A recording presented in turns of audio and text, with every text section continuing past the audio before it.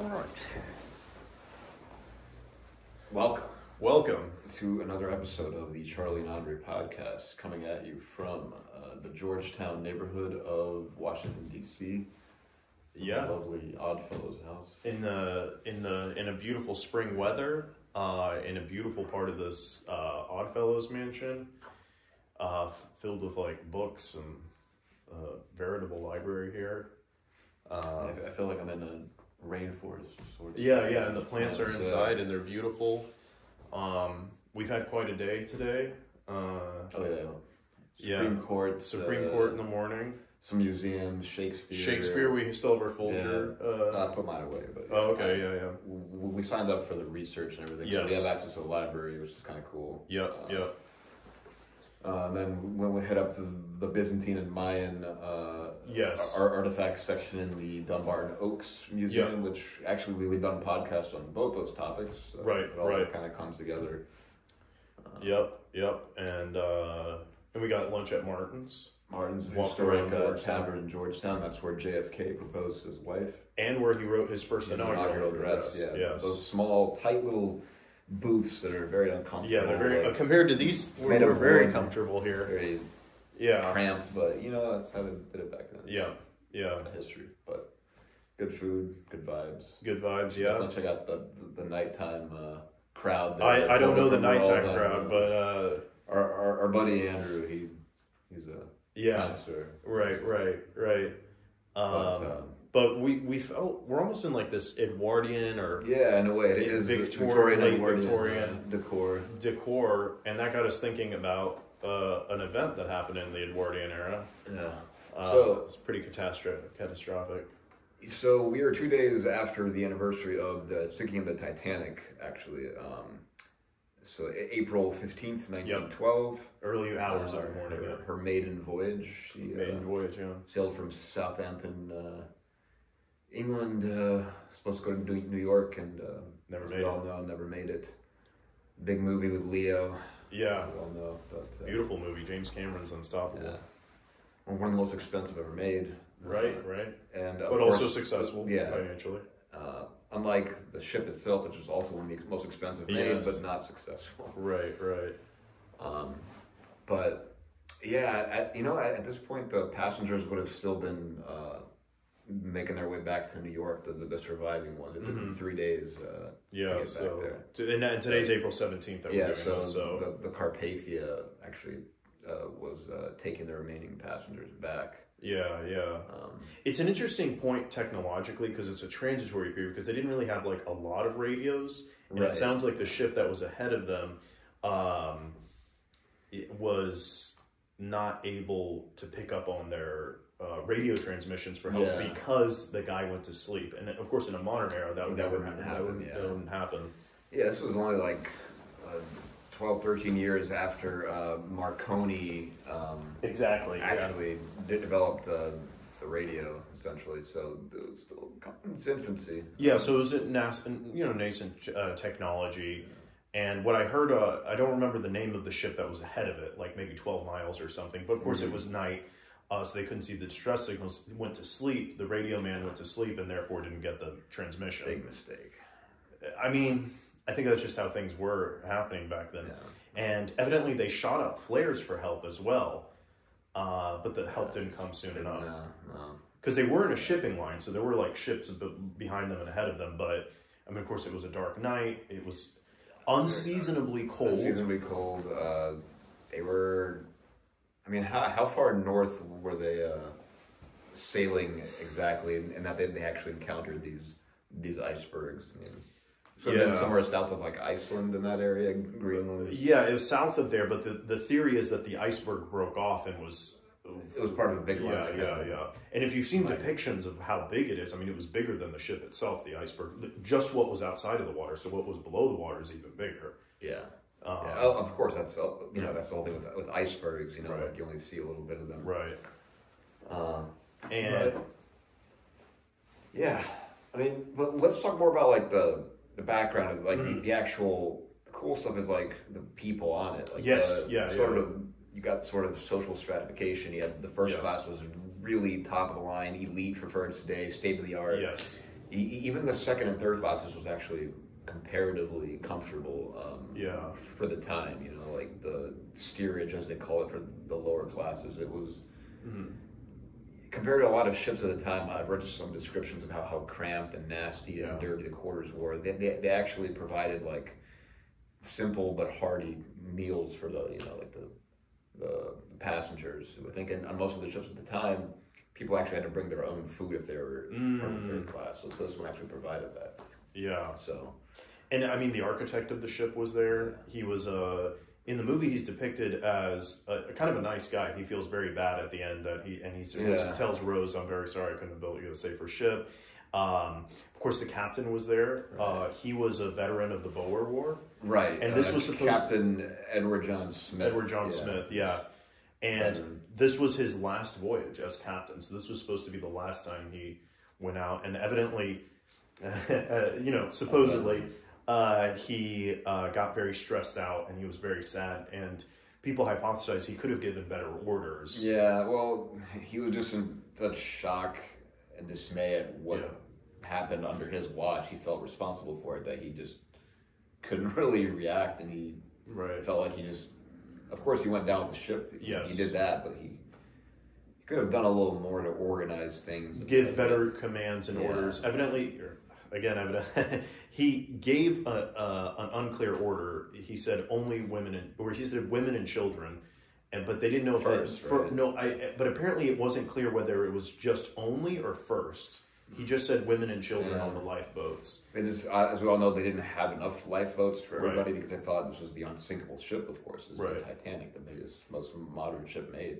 Yeah, but it's hubris, folly. Unfortunately. Of course, it's strange to say the Titanic is sort of small compared to modern cruise ships, these massive cruise ships. Relatively, yeah, but still it was... For its time, it was the largest ship ever created, but... Famous passengers, there was the tycoon Jacob Astor. John Astor the Fourth, who actually, he went down with... Well, he offered his place on the lifeboat to like obviously his wife and children and others in need, and decided to just kind of go down with it. Yeah, but kind of wonder if that's more because of the old-fashioned chivalry kind of code of the ultra wealthy elite. They're more old-fashioned, kind of coming out of the Victorian era. I mean, this is firmly the Edwardian. So it's interesting that one wonders if people like, I don't know, like Elon and Bezos and things like that would do the same today.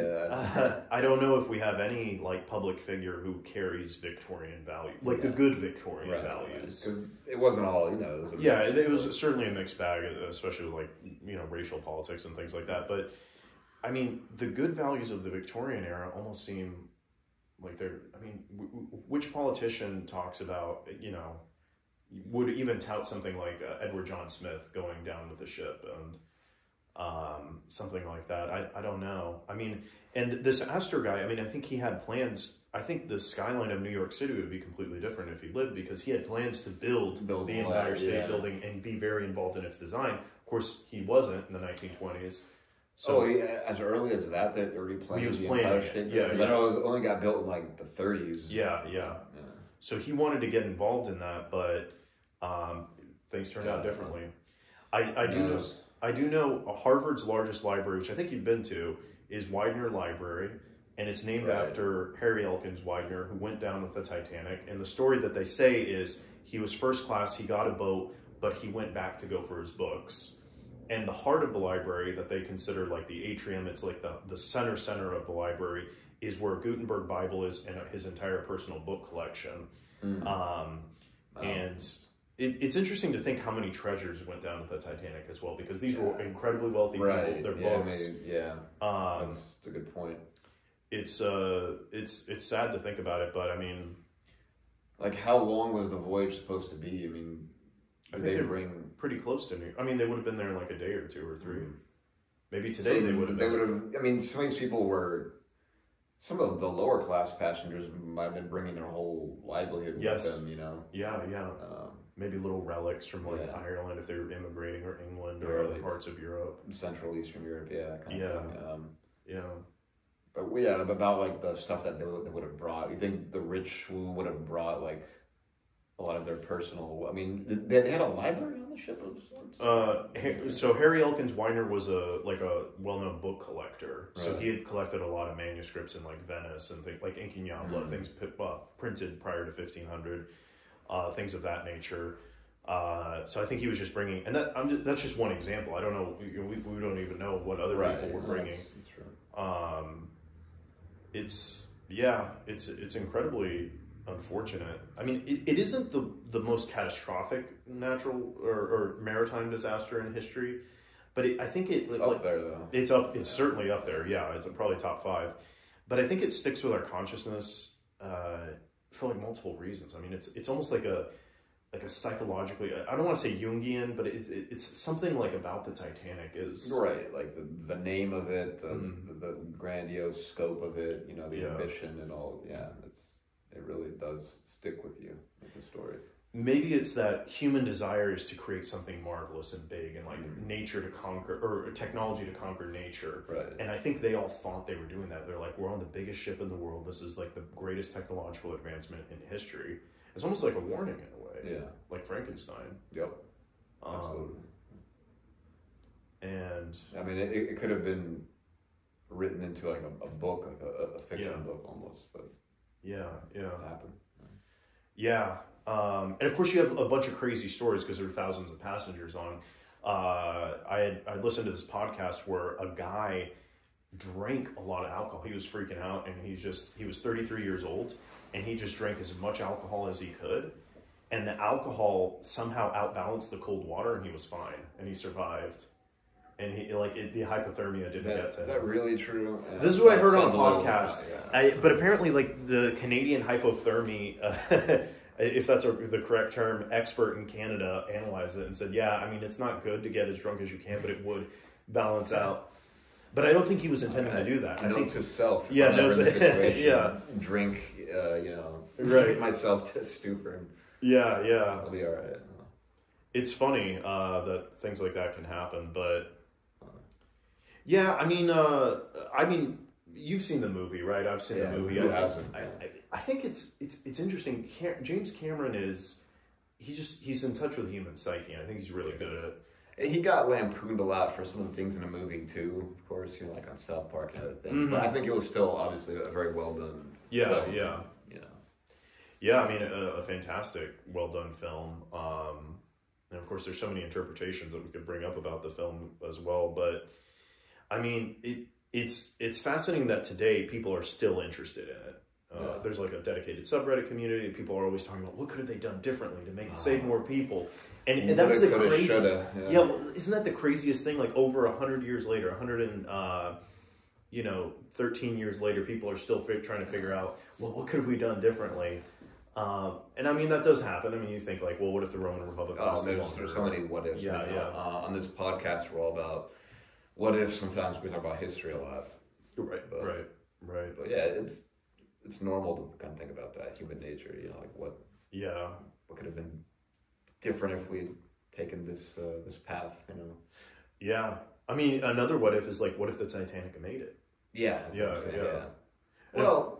Yeah, I wonder. I mean, it probably would have if an iceberg didn't hit it. Right. Yeah. Would it have faded to memory? Like, would have been people? Yeah, I mean, the next big ship would have come out? I'm sure some other ship would have been made that outdid it. I don't know. It was state of the art in terms of like its facilities, amenities, and they had like a full size Victorian Turkish bath in it, and like all these chandeliers, dining chambers, sauna, ballroom, all this stuff. The grand staircase, right, was amazing. Yeah, and I'm no stranger to cruise ships. Actually, you've been on quite a few. I've been around the block a few times with cruise ships. Mainly the Caribbean. Mostly Norwegian cruise lines, but they're solid. And do you ever I've never been on a cruise ship. I've only done ferries like in Greece, but did you ever feel seasick?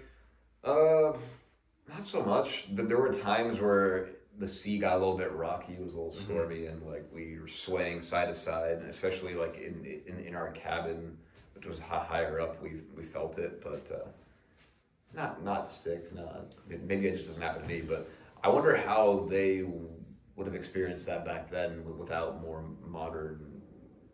You know, we probably have things that are there to make us more comfortable. That's I guess, true. or things to kind of balance it out and make it a smoother ride. You know. I mean, for you some mean of like them, pills or like the buoyancy just like technology? the actual technology of the ship. Yeah. I mean, for some it would have been very like the people who were shoveling the coal into the boilers. Like, that was rough work. You know, it was for sure. And then they were probably the first to get out, or the first to drown, right? Yeah, when the ship they had to keep so it wasn't like fully electric powered in the way that we I mean, it did have lighting though. I mean, it did have but it was still like the coal. It was kind of manually, shoveled in there. But I guess what I was trying to get at with all these amenities is like, and like technology is like how things were improved after that, like safety wise, technology wise. I'm not really sure if we have. Yeah, well, much on that. I was gonna say, I mean, nowadays, I don't know. When you went on cruises, did you have internet? Because I believe nowadays there's satellites that connect you. Yeah, so there's in fact, even more. Interestingly, oddly enough, I actually work in a field that for a company that produces antennas for internet, for satellite internet, and one of our biggest clients is maritime clients, like cruise ships.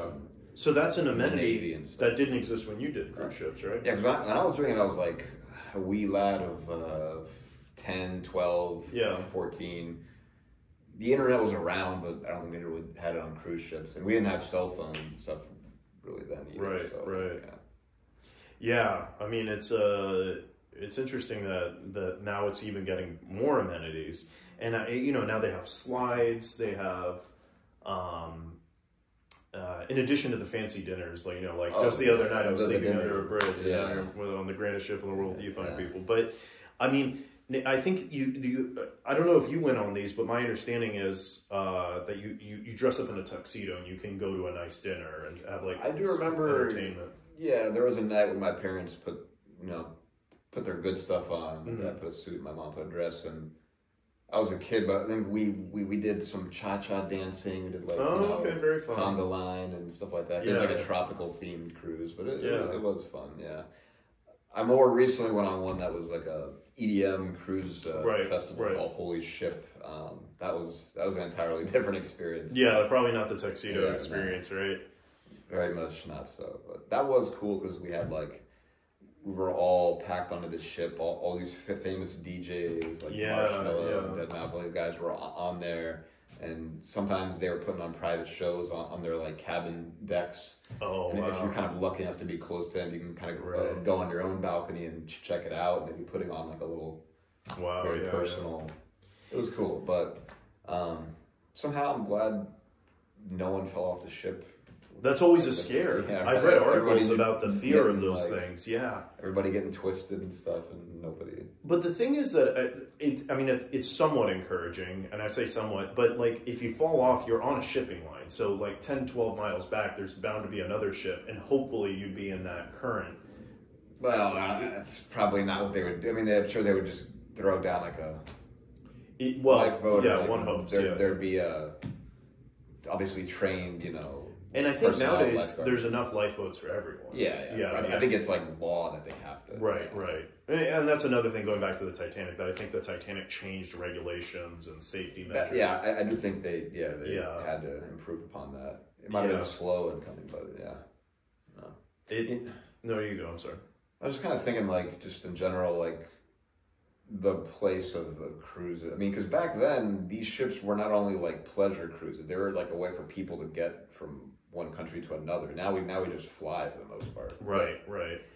The whole taking a ship around the world as a tourist thing is not as common anymore. Apparently, you can still reserve a space. I think on cargo vessels and stuff like that. It's an interesting thing. It's cheap, not very comfortable, but you can like kind of hitch a ride across like the Atlantic or Pacific and go to like Asia or Africa, the Indian Ocean. I wonder if you'd have internet though, even at satellites. You might. You know, Starlink is out there.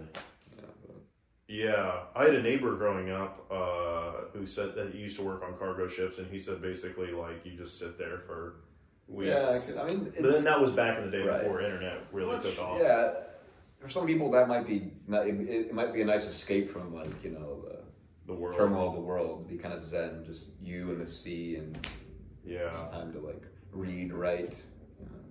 Yeah, hopefully, yeah, that'd be. Yeah, I mean, the sea has been the way that we transport and go through the world on a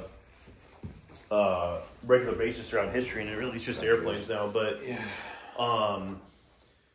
the sea. I mean, it's. I mean, the water is like representation of the subconscious in some way, and I guess as seafarers, it does help you get in touch with your conscious. I wonder if space would have the same it's going to be a similar thing. Yeah, that's... Although the vast expanse of space, because I think even if you're in the Pacific, even if you're in the middle Pacific, you kind of know you're, I don't know, the furthest point away, but you'll make it, hope, you know what I mean? Right, and plus over there you get like day and night, you have a circadian rhythm. Right, space, you lose a lot of that. That's true, yeah. You get exposed to radiation, and there's a lot of other stuff out there that's going to be a lot tougher for people to just casually do. Right.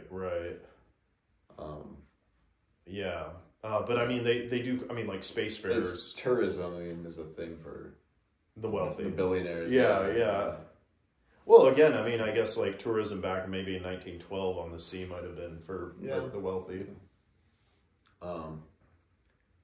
But yes, speaking of seafaring, I do plan on actually getting a sailing license this summer. Actually, yeah. Okay. I'm taking a program with the U.S. Coast Guard.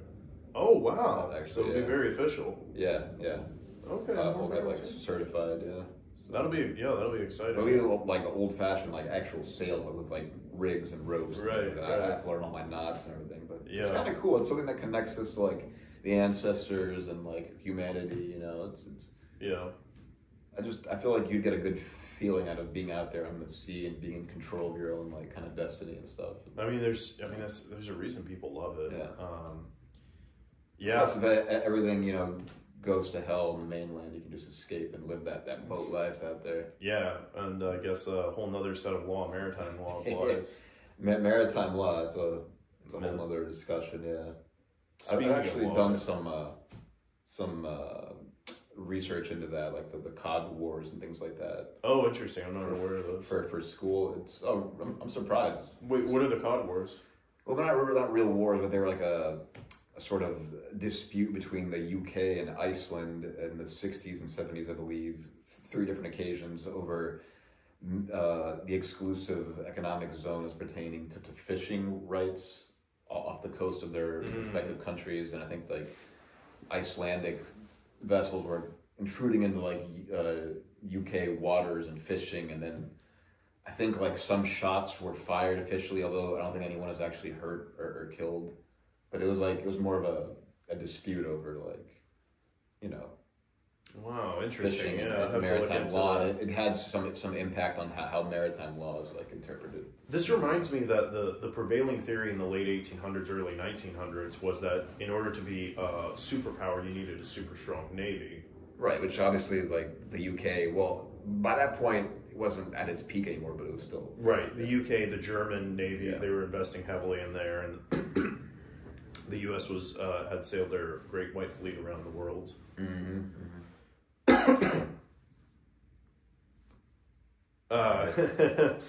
Yeah, it's just sorry, thinking about those armies made me cough, but yeah, I mean,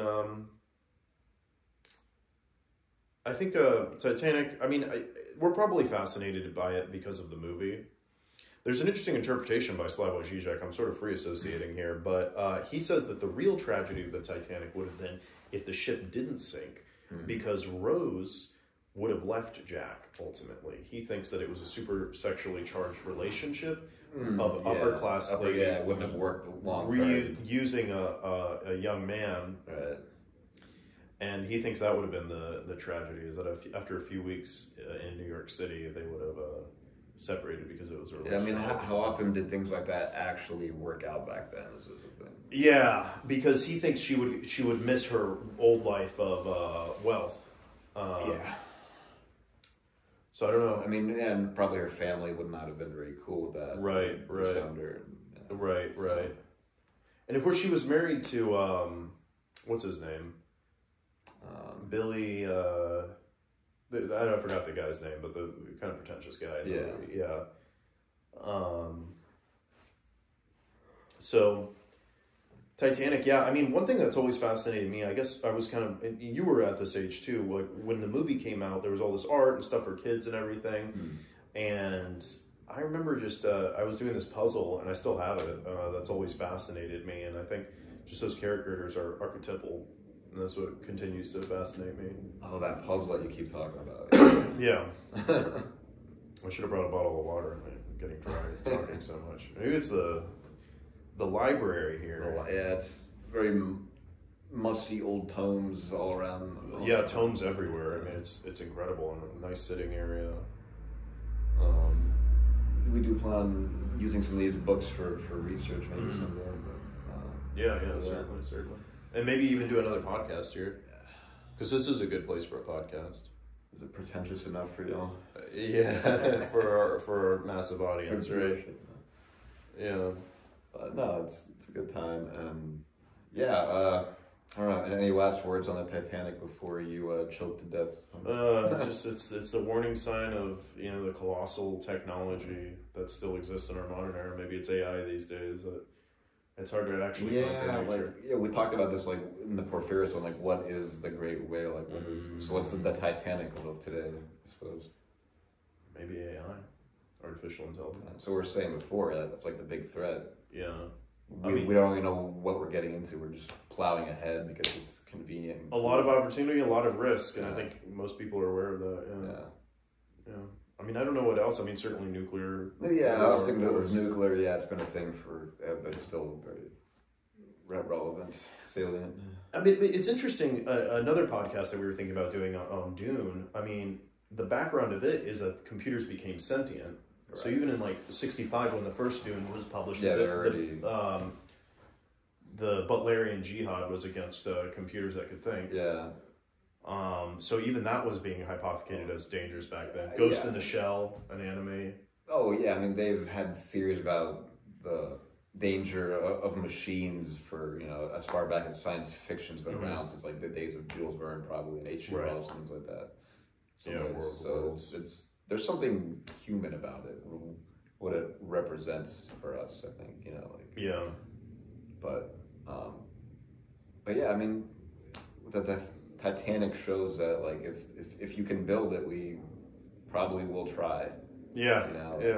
If we can build it, we'll try. And if you build it, they will come, of course, which they did. Unfortunately, all of them made it. Yeah. But on a happier note, it's no longer Titanic Day, which was April 15th. Right. Which is also tax day, which is worse. So. Well, they didn't have taxes. Well, they didn't have the type of taxes we have now. Right.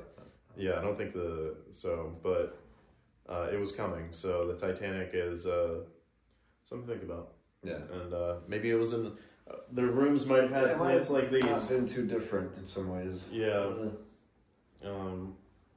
I think it's a phrase too, when something big is going down, people say we're going down with the Titanic or the Titanic will sink. So hopefully we don't have to deal with too many of those in our life. History does have a nasty habit of repeating itself, though. Yeah. We'll see. We just need to study our Hegel, and hopefully history will reveal itself to us. But thanks for watching. Thanks for watching to our dedicated, loyal fan base. Yeah. Please, like, comment, subscribe. Until next time, guys. Until next time.